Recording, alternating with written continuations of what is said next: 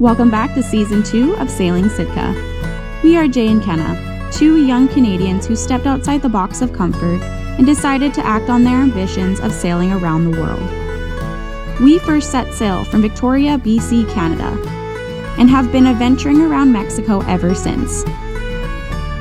In this season, we'll be sailing on, further south and closer towards our dreams of exploring everywhere the sea touches. So sit back, subscribe, and enjoy the ride.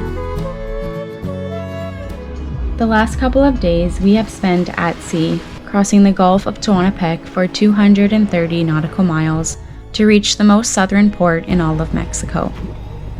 In this episode, we sail up to Chiapas to complete our last sail of Season 2. We hope you enjoyed this video, and if you do us a solid and hit that subscribe button.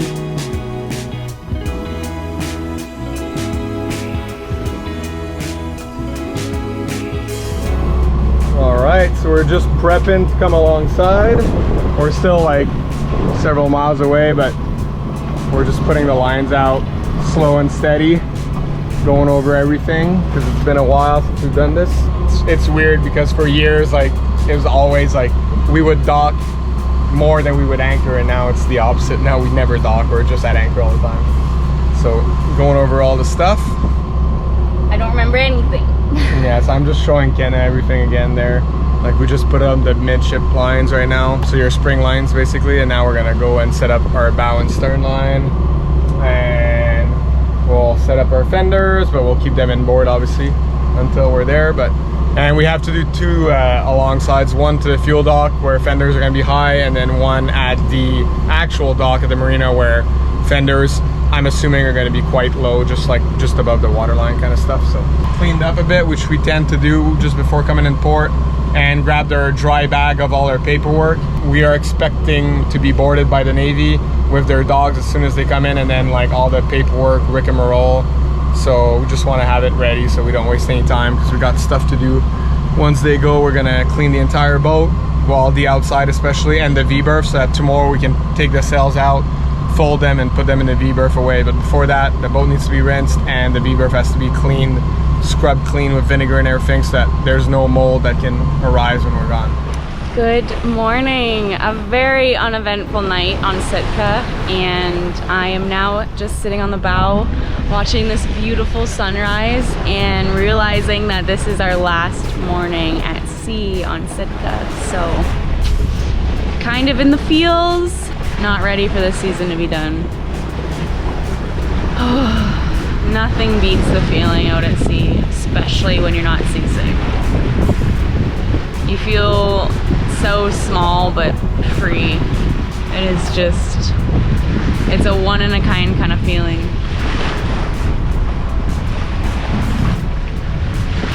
Anyway, feeling super grateful this morning, and yeah, we're gonna get into it, get ready, get this ship ready to come alongside for the first time in over a year.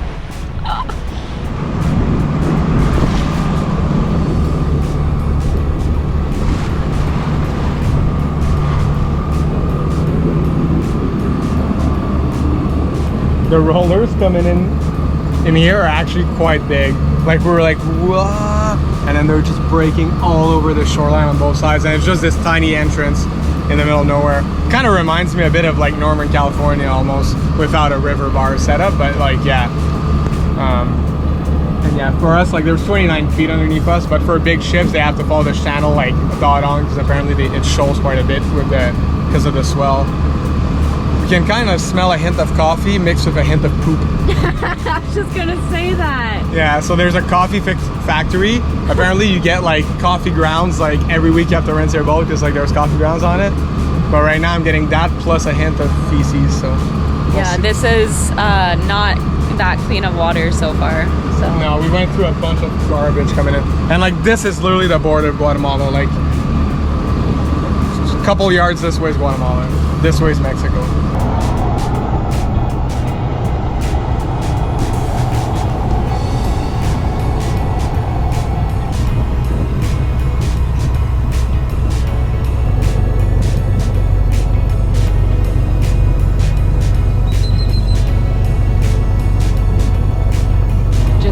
waiting our turn to get into this super high fuel dock. And it's actually pretty nasty in here, not gonna lie. This water is next level brown.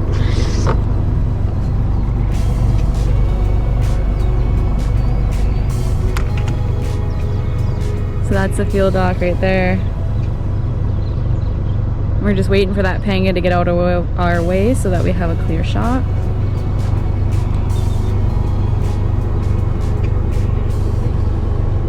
And then that way is to the marina after that, which is even shallower and narrower than what we just did to get here. So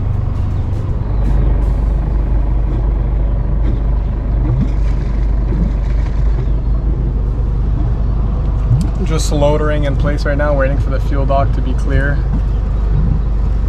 So doing a bit of forward reverse just to stay in place in this murky water filled with these weird jellyfish that look kind of cool, but you couldn't pay me enough to go in this water. yeah. That'd be a hard pass for me, dog. And we're in 14.5 feet and the tide's kind of going away, so I want to get going because we have to go down this unmarked channel after. All right, we just fueled and we're sweating so bad right now.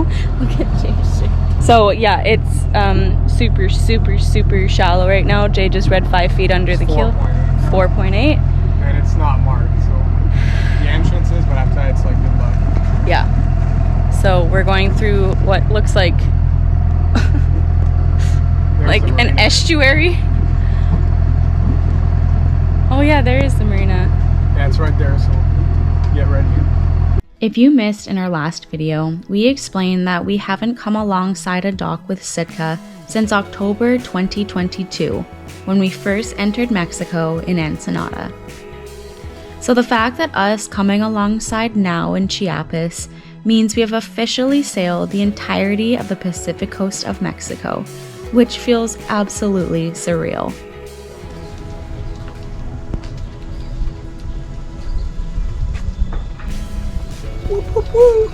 Sitka's first time on the dock since Ensenada. It's been a long time.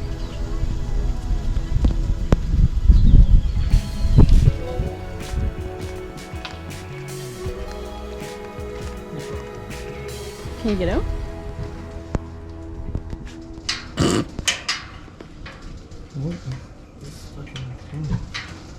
Oh. How to look like an idiot. All right, we just finished checking in and doing all our paperwork at the marina, and now we are jumping straight into it. No rest for the wicked. Look at this fresh water bath Sitka's getting. Yeah, first time in a long time. First time in a long time. Look at her soaking that up. So yeah, rub-a-dub-dub washing time. Yeah, getting all the salt and growing out of everything. Look at that nastiness. We took everything off the decks here, all of our crap that we keep. Getting the salt off of every little nook and cranny possible. Everything's getting a wash.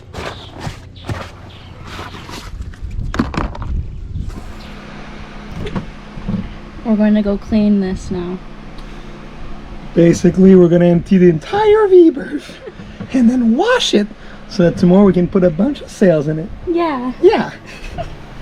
I have the pleasure of cramming into this V-berth, or as Jay calls it, my hobbit hole, to declutter everything so I can wash all the surfaces down to prevent mold. What? You guys don't do this to your bedrooms before you leave on vacation? As Sitka will be sitting on the hard in this very humid boatyard, it's important to do what you can to keep your boat mold free. Our secret is white vinegar and a water mixture, and then a finishing layer of tea tree oil. Works like a charm, and we highly suggest it.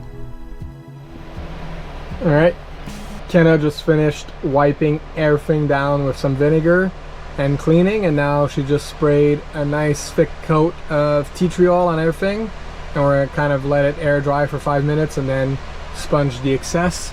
And this is what was all in the V-berth, so it fills all this area here, all this, and this, so it's a lot of stuff that's in there. But It was pretty clean in there. Yeah, it was pretty clean. And we didn't clean it all season. Like we cleaned it last year before leaving. Didn't clean it when we got back because it was already like clean. But yeah, no mold or nothing. So like straight vinegar on everything, and then tea tree oil. And like the boat sat for like 4 months in the desert with rain too, and yeah, it was fine. We'll see how it fares here in Chiapas. It's a lot more humid, so like it's a lot more prone for mold when there's humidity in the air. Chiapas is humid too, but probably not as much as here. Guaymas. What did I say? Chiapas. Oh yeah, Guaymas is where we were last year. Now we're in Chiapas. And yeah, it's really hot in here. We got all the fans going and all the hatches open, but in a marina there's not much wind and you're not facing the wind. The wind's actually coming from back there. So at night it cools down quite a bit, but there is a pool here. So we're gonna finish this and we're gonna go in the pool with our buddy boat Atlas. I think that's enough for today. I mean, we've just came in from 2-day sail, and 2 days prior to that, being in Anchorage, you couldn't really sleep, and before that a 3-day sail. So it's gonna be nice to chill a bit tonight. So we're gonna finish that up, pack everything back in there, and go enjoy the pool with a beer, I think. So we'll show you guys the process. Good morning, guys. All right, so day 2 in the Chiapas Marina. Today I'll give you guys a little clue what we're doing. That's right, sail bag. So we're gonna start with the Genoa, biggest sail on board. And here it's nice, there's a nice big patch of grass. We can go and fold it, which is a lot better than having to do it in like 45 minutes stressed out on the side deck while we're tied to pilings before hauling out last year in Guaymas, because we were told we had to remove our entire forestand furler. This is going to be a lot more fun and a lot less stressful, and it's going to be a lot of a better fold than doing it on a like 1 foot wide side deck versus now doing it in a nice grassy area. So You guys, marina life, I forgot how luxurious it is. Like, our sleep yesterday was bonkers. Also, unlimited power, unlimited fresh water. Like, come on. yeah, it's been over a year and 5 months Sitka hasn't been in a marina, so it's kind of a nice luxury. But we're here to work, but at least our sleeps are what's the word I'm looking for? Fantastic, amazing, wonderful, life-changing. Rejuvenating. Rejuvenating was the word. Okay, we'll catch up with you guys. We'll show you the process. All right, she is down, the big beast. Now to carry her to a patch of grass where we can fold her.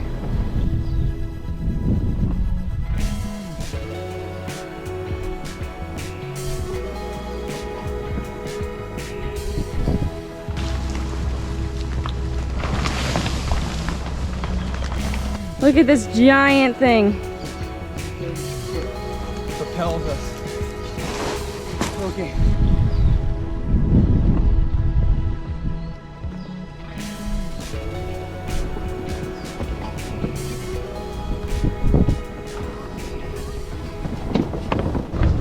Guys, it is hotter than a nun's part right now.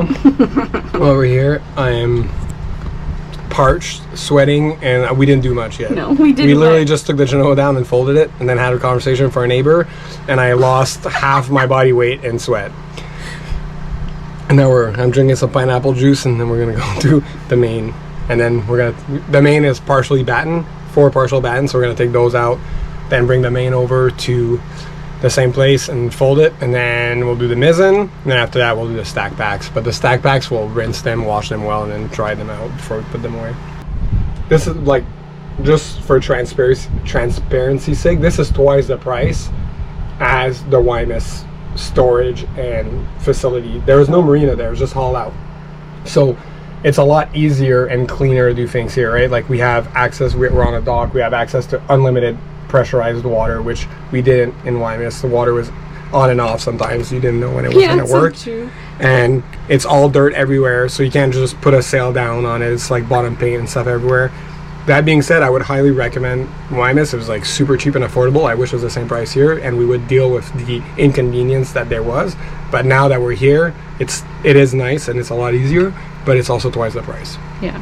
So here it's like in Guaymas last year, it was $150 US a month to keep the boat there in dry storage, and here in dry storage is $300 US a month, literally double. Yeah. No hurricanes here ever, which is nice, and it's on concrete, not sand. And you know, the travel lift is like way newer. It's got only one crossbar, so we don't have to take the furler off and the forestay. So there is advantages, but you know, there's also a big price difference. It's literally double the price. So.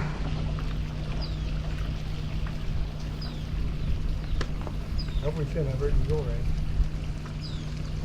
That's Patrick. Really? Yeah. He ain't much help. He's cute.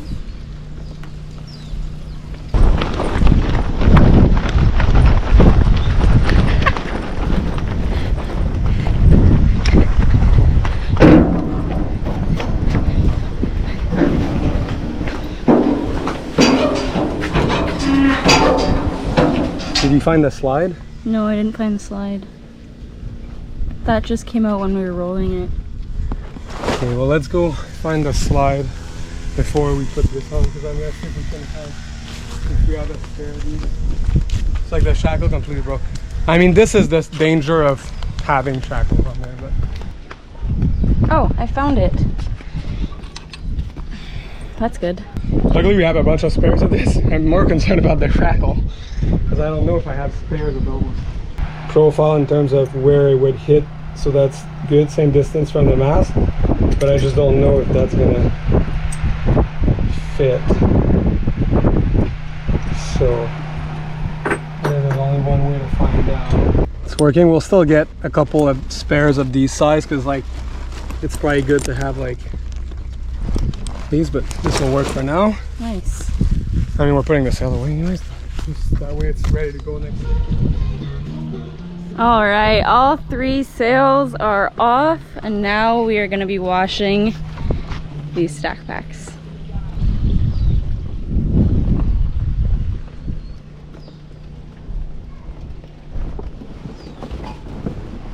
Okay, lunch break aboard Sitka, and because it is literally 38 degrees Celsius, ramen it is, because we cannot fathom cooking anything else in this heat.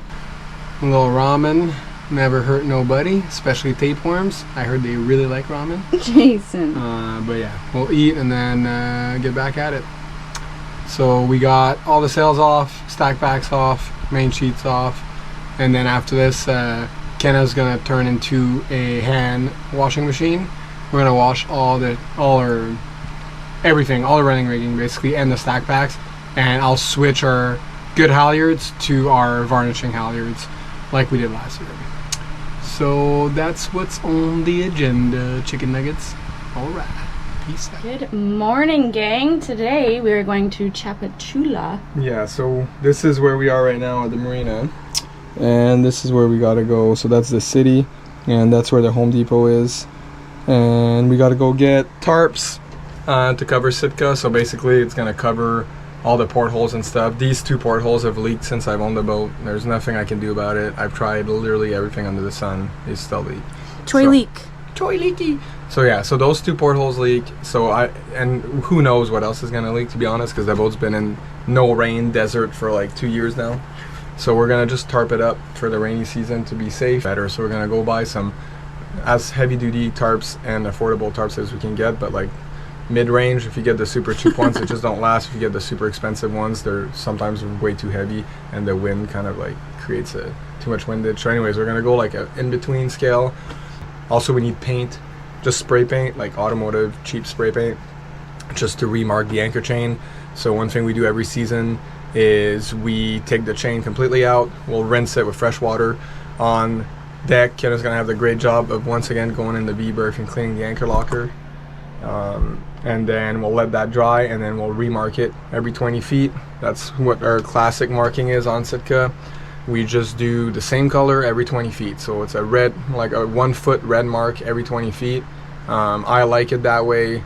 I know a lot of people have different ways of doing things, and that's totally fine. For us, I just prefer having a red marking every 20 feet. That way, whoever's at the bow, even if there's stress involved or it's a new person, if we have crew on board, I'll just tell them, this is how many red markings I want you to see, and then stop. So, hey, I want you to see 5 markings, like count 5 red bars, and that I know then there's 100 foot of chain out. Versus telling people, hey, at red means 20 feet, yellow means 40, green means 60, things like that they won't remember. So that's kind of my way of doing it. Okay. Just got back from Home Depot and we just dropped all of our chain onto the dock here. And we are scrubbing it down. Some surface rust. And a little ray! He likes this. Yeah, he keeps playing with the water. But yeah, that's what we're doing right now. And it's hot. Yeah, cleaning the chain, and I was gonna switch it out, but because the one end that's always in the anchor locker, there's always a bit of salt water that sits in there, so it got pretty rusty actually this season. And our chain, that, like the link that connects here, is pretty bad too. So we're gonna come back to this one. I'm gonna cut it probably. What I'm gonna do is I'm gonna keep it on this end, and I'm just gonna cut the two first links with a grinder and then attach this link, probably third link, to this. Nice. Last year we switched at sides, but then because this side was like looked new honestly, which is good. It still looks good. You can tell what part of the anchor chain's always in the water. It's pretty much that first 150 feet. Look at that. It's usually 150 or 160 that we put out in Mexico. Next year is going to be even less than that because it's going to be shallower anchorages. So this part might never see anything, but the problem is that it sits in the locker. Look at the rust that comes off. Like this all looked like new chain to you for like the 6 years of sailing in Canada.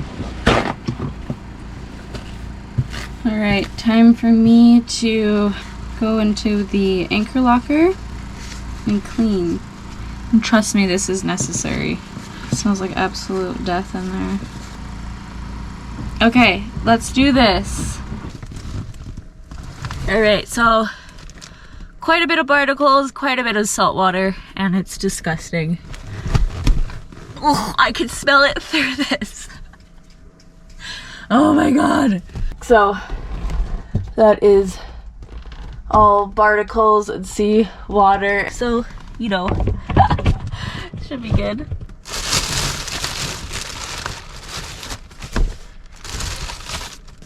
Buy a boat, they said. It'd be fun, they said.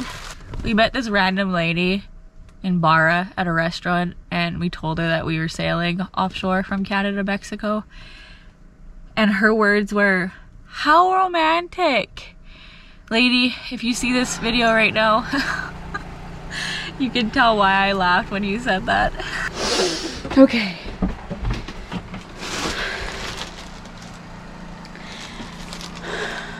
Complete. I cannot breathe. I've never been this sweaty in my entire life. But it's all done now.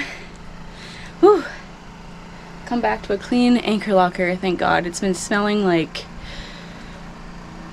I can't even comprehend. I think I lost brain cells in there. All right, we're cleaning out all of our condiments and things that we keep, and Jay found we're going through things that are expired, and like this is the one thing, like with rice here, like even like we put a snap on it, and this is like expensive fancy sushi rice from Asia. And like this we opened like not that long ago, like this season, like not last year or anything.